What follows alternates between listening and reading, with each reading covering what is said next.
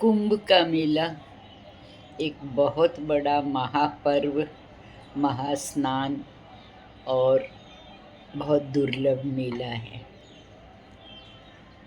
यह 12 वर्ष में एक बार आता है और फिर 12 वर्ष 12 बार जब कुंभ के मेले आ जाते हैं, उसके बाद 144 ईयर्स 144 साल के बाद महाकुंभ का मेला आता है, जो कि इस साल 2025 में 13 जनवरी से 8 फरवरी तक है।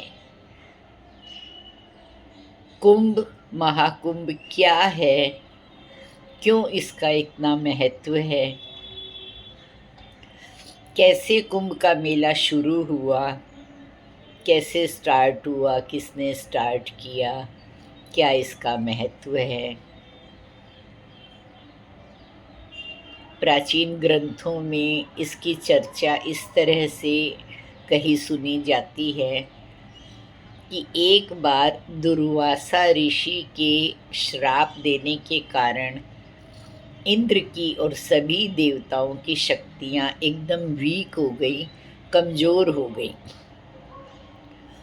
और जो भी राक्षस, दानव, असुर, उन्होंने आक्रमण करके, वॉर करके, युद्ध करके सभी गॉड को, सभी देवताओं को परास्त कर दिया, हरा दिया और उन पर अत्याचार करने लगे।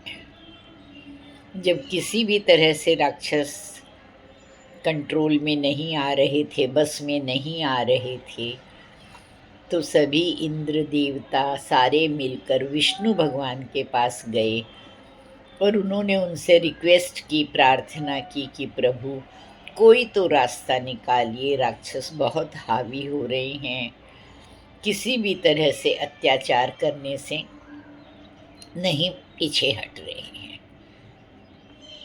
तब विष्णु भगवान ने उनको एक सजेशन दिया, राय दी कि दैत्यों के साथ मिलकर आप समुद्र मंथन करो, उसमें से अमृत निकलेगा।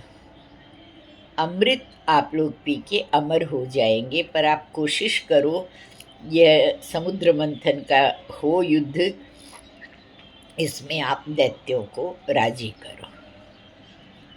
तो सभी देवताओं ने मिलकर असुरों से बात की और उनको तैयार किया कि हम समुद्र मंथन करेंगे और जो अमृत निकलेगा वो हम सब मिलकर बांट लेंगे।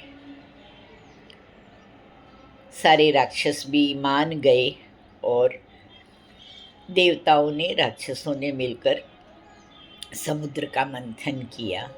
उसमें से जब अमृत कलश निकला तो देवता वो कलश लेके उड़ने लगे, भागने लगे। जब असुरों को इस चीज़ का भान हुआ कि सारे देवता अमृत कलश तो खुद के कंट्रोल में कर रहे हैं, वो तो हमको नहीं देंगे,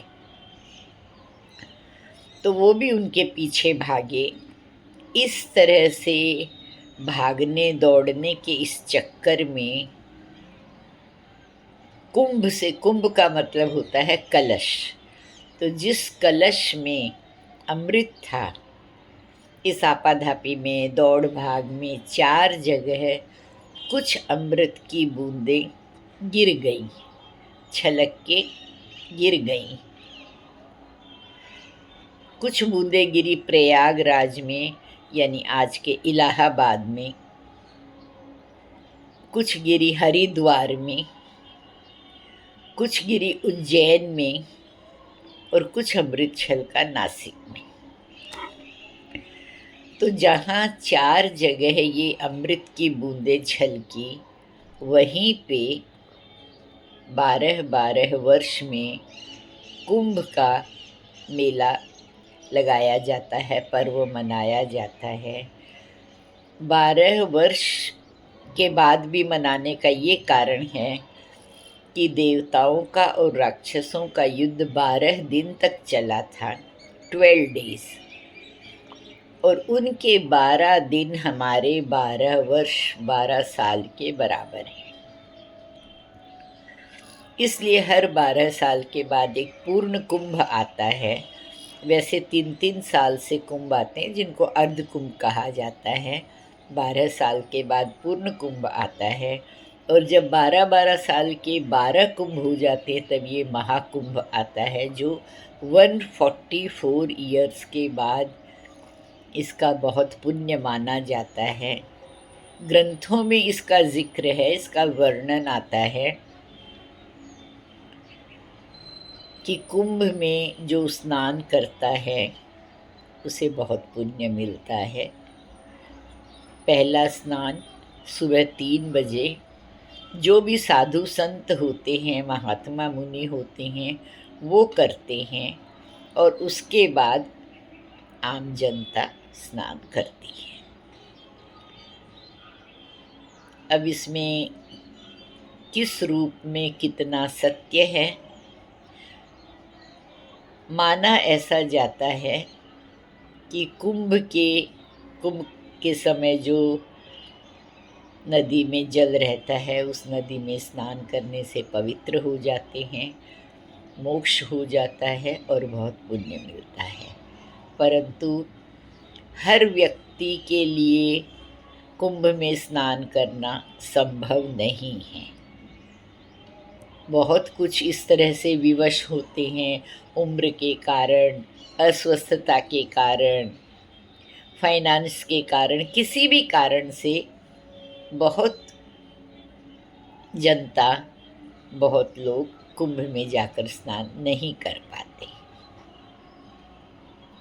उसके लिए ऐसा कहा जाता है कि जिस दिन स्नान होता है, आप जहाँ रहते हैं वहीं पे अपना गंगा जल लेकर स्नान कर लो, या किसी के द्वारा आपको कुंभ का जल मिलता है वो मिलाकर स्नान कर लो। आप अपने लोकल मंदिर में दान पुण्य कर दो, उसका भी महत्व किसी भी कुंभ में स्नान करने से कम नहीं है। मन की आस्था, मन की श्रद्धा होनी चाहिए। अगर आपकी मन में श्रद्धा है तो आप छोटा सा भी दान करोगे, छोटा सा भी स्नान करोगे, वो भी आपको पूरे महाकुंभ में जाकर स्नान करने का पुण्य देगा, आप वही पुण्य प्राप्त करोगे। ये था कुंभ और महाकुंभ का वर्णन, जो कि पुस्तकों द्वारा बताया जाता है।